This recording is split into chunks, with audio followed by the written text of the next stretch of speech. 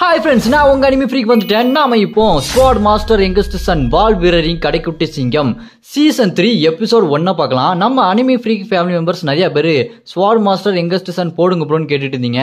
ஆனா அவங்க இது வரைக்கும் ரிலீஸ் பண்ணல, இப்போதான் ரிலீஸ் பண்ணியிருந்தாங்க. அது மட்டும் இல்லாம சீசன் 1 மாங்காவை ஃபுல்லா கார்பரேட் ப்ராப்ளம் வந்து அது மொத்தமா போயிருச்சு. இப்போ சீசன் 2 இருக்குது. நீங்க சீசன் 2 பார்க்கலன்னா மறக்காம போய் பார்த்துட்டு வந்துருங்க. நான் லிங்க் டிஸ்கிரிப்ஷன்ல கொடுக்குறேன். அது ஷார்ட்ஸ்ல தான் இருக்குது, ஃபுல் வீடியோவா இல்ல. ஃபுல் வீடியோ போட்டது எல்லாமே கார்பரேட்ல மொத்தமா போயிருச்சு. நீங்க இதுக்கு முன்னாடி தொடர்ந்து ஸ்குவாட் மாஸ்டர் யங்கஸ்ட் சன் கதையை ஃபாலோ பண்ணியிருந்தீங்க அப்படின்னா உங்களுக்கு இது ஈஸியா புரியும். இப்போ அவங்க சீசன் 3ல கொஞ்சம் தான் ரிலீஸ் பண்ணிருக்காங்க. அவங்க இதையுமே மொத்தமா ரிலீஸ் பண்ணல. அவங்க இப்போ கொஞ்சமா ரிலீஸ் பண்ணதை உங்களுக்காக நான் எடுத்துட்டு வந்திருக்கேன். இதுக்கப்புறம் அவங்க தொடர்ந்து ஒவ்வொரு எபிசோடா ரிலீஸ் பண்ணாங்கன்னா உங்களுக்காக அதை நான் எடுத்துட்டு வந்துருவேன். எப்படி சோலோ லெவலிங் சீசன் 7 ரிலீஸ் பண்ண உடனே உங்களுக்காக நான் எடுத்துட்டு வரணும், அதே மாதிரி இதையும் நான் உங்களுக்காக எடுத்துட்டு வந்துருவேன். அதனால நீங்க பண்ண வேண்டியதெல்லாம் இந்த வீடியோக்கு மறக்காம லைக் பண்ணிருங்க.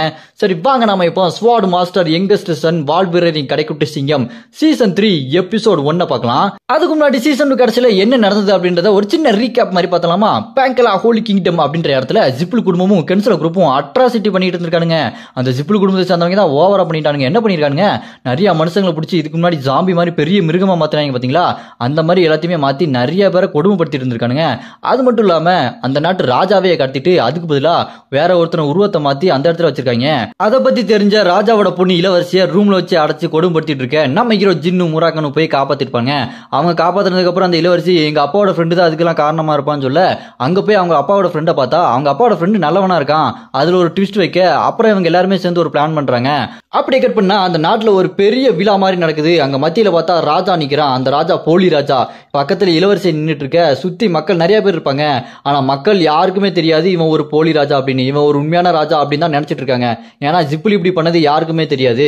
அப்புறமா அங்க பாதி ஜாம்பியான மனுஷங்களை நம்ம ஹீரோ காப்பாத்திருப்பான் பாத்தீங்களா நிறைய பேரு.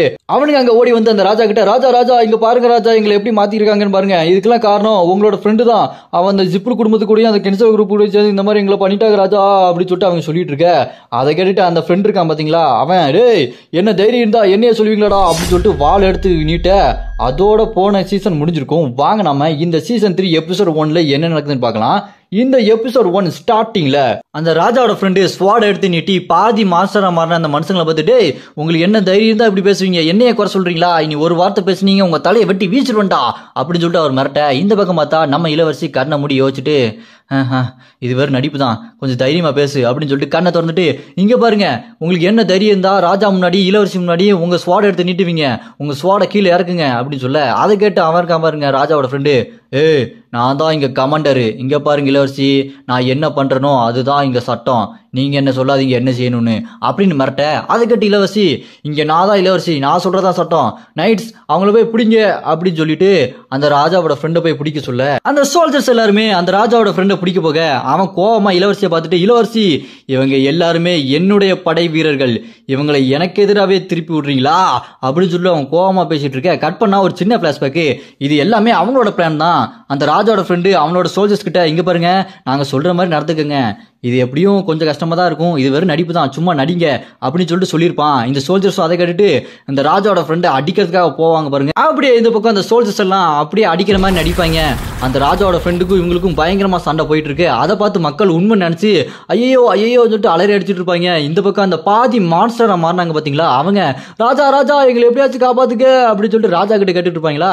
அந்த ராஜாவோட ஃப்ரெண்ட் இருக்கான் பாருங்க, அந்த சோல்ஜர்ஸ் எல்லாத்தையுமே அடிச்சு போட்டுட்டு இங்க வந்துட்டு, டேய் உங்களுக்கு என்ன தைரியம் இருந்தா ராஜா கிட்ட நேரடியா போய் கேட்பீங்க, உங்களுக்கு என்ன தைரியம்டா அப்படின்னு சொல்லிட்டு அவங்களை வெட்டுற மாதிரி போவானா. டக்குன்னு பார்த்தா நம்ம இளவரசி குறுக்க வந்து நிக்க. அப்படியே ரெண்டு பேரும் அப்படியே லைட்டா சிரிச்சுக்கிட்டு பிளான் ஒர்க் அவுட் ஆகுது அப்படின்னு சொல்லிட்டு ரெண்டு பேரும் சண்டை போட ஆரம்பிப்பாங்க. அவங்களுக்குள்ள சண்டை பயங்கரமா போக அந்த ராஜாவோட ஃப்ரெண்டு நம்ம இளவரசியை அடிச்சு அப்படி பறக்க விட அவங்க அப்படி பறந்து போய் ராஜா கிட்ட போய் நிப்பாங்க. அங்க கட் பண்ணி ஒரு சின்ன பிளாஷ்பேக். அந்த பிளாஷ்பேக்ல அந்த ராஜாவோட ஃப்ரெண்டு நம்ம இளவரசி கிட்ட சொல்லுவான், இளவரசி வேற வழி இல்ல, நான் ராஜாவை கொல்ல போறேன், இதுதான் என்னோட பிளானு அப்படின்னு சொல்ல. அதை கேட்டுட்டு இளவரசி, என்னது ராஜாவை கொல்ல போறீங்களா, எப்படி கொல்ல போறீங்க, அந்த போலி ராஜாவை என் கையாலே கொல்றேன், அவங்கள நான் கொல்லும் போது நீங்க என்ன கொன்றுங்க, அவ்வளவுதான் உங்களை ராணியா எடுத்துப்பாங்க அப்படின்னு சொல்ல. அதை கேட்டுட்டு இளவரசி, நான் உங்களை கொண்டுட்டேன் அப்படின்னா நீங்க செத்தாலும் துரோகின்ற அந்த பேர்லயே சாவீங்களே அப்படின்னு சொல்ல. அதை கேட்டுட்டு அந்த ராஜாவோட ஃப்ரெண்டு, இருந்தாலும் பரவாயில்ல, இதுதான் நல்லது, நீங்க இந்த நாட்டை உங்களோட கண்ட்ரோல் எடுத்துக்கோங்க, நீங்க ராணி ஆயிட்டீங்கன்னா இது எல்லாமே சரியாயிரும், நம்ம நாட்டை காப்பாத்துறதுக்கு வேற வழி இல்லை, நான் அந்த ராஜாவை கொல்றேன், நீங்கள் அப்புறம் என்னை கொண்டுருங்க அப்படின்னு அந்த பிளானை சொல்ல, அதை கட்டிட்டு இளவரசி ரொம்ப சோகமாக அழுதுகிட்டு இருக்க அந்த ஃப்ளாஷ்பேக் முடிய அப்படியே கட் பண்ணா இந்த பக்கம் அந்த ராஜாவோட ஃப்ரெண்டு ஸ்வாடை வச்சுட்டு, இளவரசி நீ அவங்க கூட சேர்ந்துட்டியா சாகு அப்படின்னு சொல்லிட்டு வெட்டுறதுக்காக ஓடி வந்துட்டு இருக்க நம்ம இளவரசி துணி எடுத்து அப்படியே மேலே வீசிடுவாங்க. அதை பார்த்துட்டு அந்த ராஜாவோட ஃப்ரெண்டு, துணியை வீசுனா எனக்கு என்ன ஆக போகுது அப்படின்னு சொல்லிட்டு ஒரு வெட்டுவான் பாருங்க.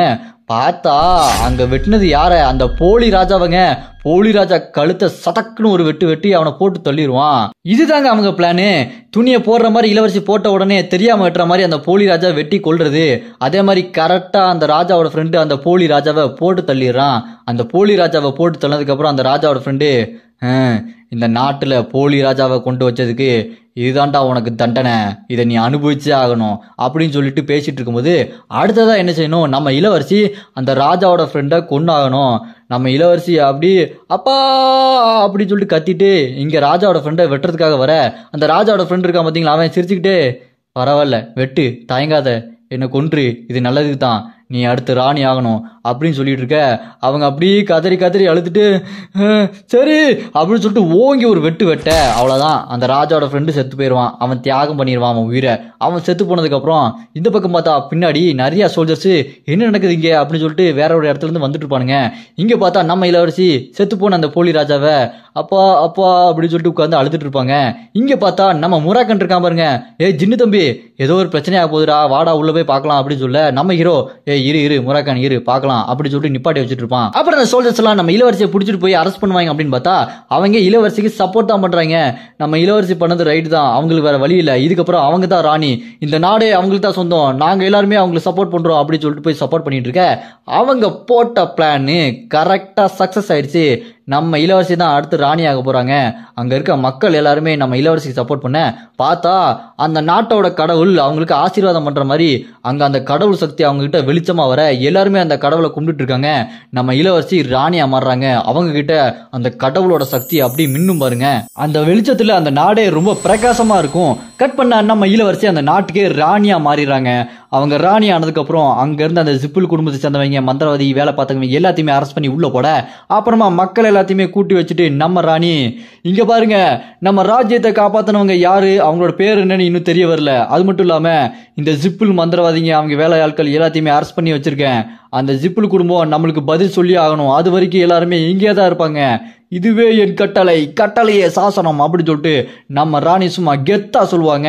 அப்படி அங்க கட் பண்ணா இது வரைக்கும் அந்த நாட்டுல நடந்தது, நம்ம இளவரசி ராணி ஆனது எல்லாமே அப்படியே நியூஸ்ல வர, அந்த நியூஸை பார்த்துட்டு நம்ம ஜின் ரன் கேண்டிலோட அம்மா அவங்க நியூஸை படிச்சுட்டு, இதுக்கப்புறம் நம்ம தலையிடாம இருந்தா நல்லா இருக்காது, அங்க ராஜா வேற செத்து போயிட்டாராமே, அவரை போய் பார்க்கணும் அப்படின்னு சொல்ல, அதை கேட்டுட்டு ஜோஸ்வா ஆணையிடுங்கள் தாயே அப்படின்னு சொல்லிட்டு நல்லவன் மாதிரி நிற்பான். இந்த ஜோஸ்வா திருந்த மாட்டான் போல இருக்கே, அவங்க அப்பா திருப்பி பலார்னு 2 நேரம் அரைஞ்சாருன்னா தெரிஞ்சிருவான் பையன். அப்படியே கட் பண்ணா இந்த பக்கம் நம்ம லூனாக்கா கல்லறையில மலர் வச்சு மரியாதை பண்ணிட்டு இருப்பாங்க. யாருக்கு, நம்ம லூனாக்காவோட ஞானிக்கு தான், அந்த ஜோஸ்வா கொண்டிருப்பான் பாத்தீங்களா அவங்களுக்கு தான். அவங்க மரியாதை பண்ணிட்டு இருக்கும்போது பின்னாடி பார்த்தா காஷ்மீர் வந்து நிற்பான்.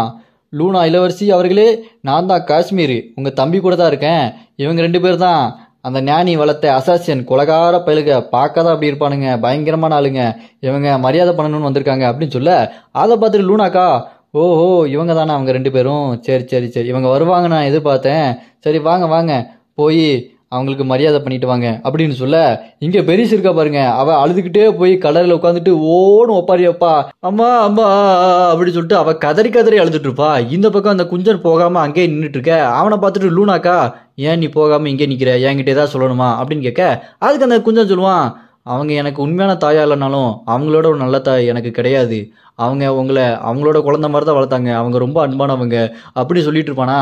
அதை கேட்டுட்டு ஆமாம் போய் அவங்களுக்கு மரியாதை பண்ணு, அவங்களும் உன்னை பார்க்கறதுக்காக விரும்புவாங்க அப்படின்னு லூனாக்கா ரொம்ப பாசமாக சொல்ல, அவனும் அங்கேருந்து போவான். அவன் அங்கே போய் மரியாதை பண்ணிட்டு இருக்கும்போது இங்கே லூனாக்கா காஷ்மீர் கிட்ட பேச போக, அந்த காஷ்மீர் நம்ம லூனாக்கா கிட்ட சொல்லுவான், லூனாக்கா அந்த குஞ்சம் இத்தனை நாளாக என் கூட தான் இருந்தான், இவ்வளோ நாள் இருந்தும் அவன் சிரிச்சதே கிடையாது, நான் அவனுக்கு சிரிக்க வராதுன்னு நினச்சேன், ஆனால் இப்போ சிரிக்கிறான், சரி விடுங்க, இப்போ அதுவா முக்கியம், நான் உங்ககிட்ட இன்னொரு முக்கியமான விஷயத்த சொல்ல தான் வந்தேன், இந்தாங்க லெட்ரு அப்படின்னு சொல்லிட்டு அந்த லெட்டரை கொடுக்க, அதை வாங்கிட்டு லூனாக்கா படிப்பாங்க. அதில் இது வரைக்கும் அந்த நாட்டில் நடந்தது எல்லாமே போட்டிருக்குமா. அது மட்டும் இல்லாமல் இதுக்கு முன்னாடி ஒரு தீவில் ஒரு பெண் தெய்வத்தை காப்பாற்றிருப்பாங்க. அப்புறம் கூட ஒரு ரிப்போர்ட்டர் இருப்பான்.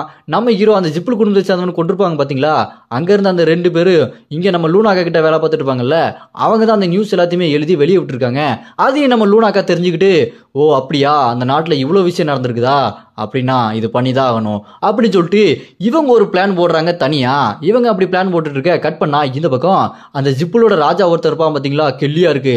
அவன் அப்படி சொல்லிட்டு இருப்பான் பாருங்க, அந்த நாட்டுல என்னோட பையனையே பிடிச்சி வச்சுட்டாங்களா, என்னோட பையனையே பிடிச்சி வச்சிருக்காங்க. அது மட்டும் இல்லாம அந்த பாதி ஜாம்பியான மனுஷங்களையும் காப்பாத்தி அதுக்கு நம்ம தான் காரணம்னு வேற சொல்றாங்க. இப்ப நான் எதை ஒத்துக்கிறது, என் பையனை காப்பாற்றணும் விடுங்கன்னு சொல்லி கேட்கறதா, இல்ல அந்த ஜாம்பியை நான் தான் பண்ணேன் அதுக்கு தண்டனை கொடுங்கன்னு சொல்றதா? இந்த 2ல எதை ஒத்துக்கிட்டாலும் எனக்கு பெரிய தலைவலி தான். வேற வழி, எதையாச்சும் ஒன்று ஒத்துக்கிட்டு தானே ஆகணும். என்ன பண்ணலாம்? டேய், அந்த கென்சலோ குரூப்ல இருக்க கமாண்டரை வர சொல்றா, அவனுக்கு ஒரு முக்கியமான வேலை இருக்கு அப்படின்னு சொல்லிட்டு அவன் டெரரா சொல்லிட்டு இருக்க. இவன் ஏதோ தனியா பிளான் பண்ணிட்டு இருக்கான். ஆளாளுக்கு ஒவ்வொரு பக்கம் ஒவ்வொரு பிளான் பண்ணிட்டு இருக்காங்க. அப்படி அங்க கட் பண்ணா இந்த பக்கம் அந்த நாடு இருக்கு பாத்தீங்களா, நம்ம ராணி ஆனாங்களே அந்த பேங்கலாஸ் சிட்டி, ஹோலி சிட்டி, அந்த சிட்டில மக்கள் எல்லாம் கத்திட்டு இருப்பாங்க, சாவுங்கடா ஜிப்பிள் குடும்பத்தை சேர்ந்தவங்களா, நீங்க தான்டா காரணம், எங்க ராஜா இறந்து போயிட்டாங்க, இதுக்கெல்லாம் நீங்க பதில் சொல்லணும்டா அப்படி சொல்லிட்டு அவங்க கத்திட்டு இருக்க. அப்படியே வானத்தை பார்த்தா தானோஸ் வண்டிங்க. இதுக்கு முன்னாடி இந்த வண்டி வந்திருக்கும் பாத்தீங்களா காட்டுக்குள்ள, அதே வண்டி அந்த ஜிப்பிள் குடும்பத்தோட அந்த போர் கப்பல், அந்த கப்பல் அப்படியே பறந்து வரும் பாருங்க மேல. அதை பார்த்துட்டு நம்ம முறைக்கனு, இந்த ஜிப்பிள் குடும்பத்தை சேர்ந்தவங்களுக்கு எவ்வளவு திமிரு பாத்தியாடா தம்பி, விளக்கம் கொடுங்கடா அப்படின்னா நல்லா ஜம்முன்னு பறந்து வந்துட்டு இருக்காங்க பாருங்களேன் அப்படி சொல்லிட்டு இருக்க. அதை கேட்டு நம்ம ஹீரோ, ஆமா முராக்கன் இவங்க எப்பவுமே இப்படித்தானே ரொம்ப திமிரு பிடிச்சவங்க அப்படின்னு சொல்லி நம்ம ஹீரோ பார்த்துட்டு இருக்க. அப்படியே அங்க மேல அந்த போர் கப்பல்ல பார்த்தா அங்கெல்லாம் சொல்லுவான், இங்க பாருங்க ராஜா இறந்ததுக்கும் எங்களுக்கும் எந்த சம்பந்தமும் கிடையாது. அது மட்டும் இல்லாம மக்கள் மேல அந்த ஜாம்பி மாதிரி மாத்துற அந்த எக்ஸ்பெரிமெண்ட் அதையும் நாங்க பண்ணல, அதை பண்ணது முழுக்க முழுக்க அந்த ஹாரல் சிப்பிள் மட்டும்தான், அதுக்கும் எங்களுக்கும் எந்த சம்மந்தமும் கிடையாது, அவனோட தனிப்பட்ட விருப்பத்துக்காக இதெல்லாம் பண்ணியிருக்கான் அப்படின்னு அவங்க அப்படி கழட்டி விட்டுருவாங்க. அந்த கெல்லியாருக்கு பையனே கழட்டி விட்டுருவாங்க.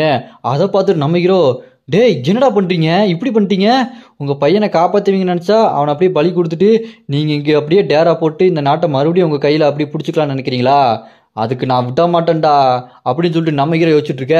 இந்த பக்கம் பார்த்தா அவனை கொல்லுங்க அவனை கொல்லுங்க அவனை கொல்லுங்க அப்படின்னு சொல்லிட்டு அங்க இருக்க மக்கள் எல்லாம் கல்லை தூக்கி அடிப்பாங்க அந்த ஹாரல் சிப்பிள் மேல. அதை பார்த்துட்டு அங்க இருக்க ராணி வந்துருவாங்க, சரி சரி எல்லாரும் நிப்பாட்டுங்க, நம்ம அவனுக்கு மன்னிப்பு கொடுக்கணும், நம்மளே இந்த மாதிரி ரூடா நடந்தா அவங்களுக்கும் நம்மளுக்கும் என்ன வித்தியாசம் அப்படின்னு சொல்லிட்டு அந்த ஹாரல் சிப்பிள் இருக்கான் பாத்தீங்களா, அவங்ககிட்ட போய், மகனே நீ செஞ்ச தப்பெல்லாம் சொல்லி ஒத்துக்கோ, நீ மன்னிப்பு கேளு அப்படின்னு சொல்ல. அதை கேட்டுட்டு அவனும், நான் தான் ஹாரல் சிப்பிள், நான் தான் இந்த மாதிரிலாம் பண்ணேன், இது என்னோட விருப்பம் தான், எனக்கு ரொம்ப போர் அடிச்சது இந்த மாதிரி மனுஷங்களை வேற மாதிரி மான்ஸ்டரா மாத்தி அவங்கள எனக்கு தேவையான மாதிரி யூஸ் பண்ணிக்கிட்டு எனக்கு இது நல்லா இருக்கும், ரொம்ப ஜாலியா இருக்கும் அப்படின்னு சொல்லிட்டு செம ஜாலியா கத்திட்டு இருப்பான் பைத்தியக்காரன் நாட்டம். அதை பார்த்துட்டு ராணி, இவனுக்கு என்ன பைத்தியம் கைத்தே முடிச்சிருச்சா அப்படின்னு சொல்லிட்டு பார்த்துட்டு இருப்பாங்க. அப்புறமா பார்த்தா அங்க ஒருத்தன் ஓடி வருவான். யாருன்னு பார்த்தா அந்த நியூஸ் ரிப்போர்ட்டர் தாங்க, நம்ம லூனாக்கா கூட வேலை பார்த்துட்டு இருப்பான் பாத்தீங்களா, இதுக்கு முன்னாடி கூட நம்ம ஹீரோ காப்பாத்திட்டு வந்திருப்பான் பாத்தீங்களா, அந்த நியூஸ் ரிப்போர்ட்டர் தான் இங்க வந்துட்டு, இங்க பாருங்க ஹாரல் சிப்பிள், இதுக்கு நீங்க காரணம் கிடையாது, ஏன் போய் சொல்றீங்க, அதுக்கு காரணம் வேற அப்படின்னு சொல்லிட்டு அங்க இருக்க அந்த நியூஸ் பேப்பர் மாதிரி நிறைய பேப்பரை தூக்கி வீசுவான் பாருங்க. அதை பார்த்துட்டு அந்த ஹாரல் சிப்பிள், யாருவேன் திடீர்னு எங்கேயோ வந்து எனக்கு சப்போர்ட் பண்ணிட்டு இருக்கான், டே யாரா நீ அப்படின்ற மாதிரி அவன் பார்த்துட்டு இருக்க. அந்த நியூஸ் பேப்பர்லாம் அப்படியே பறந்து அப்படியே விழுந்துகிட்டே இருக்கும் பாருங்க.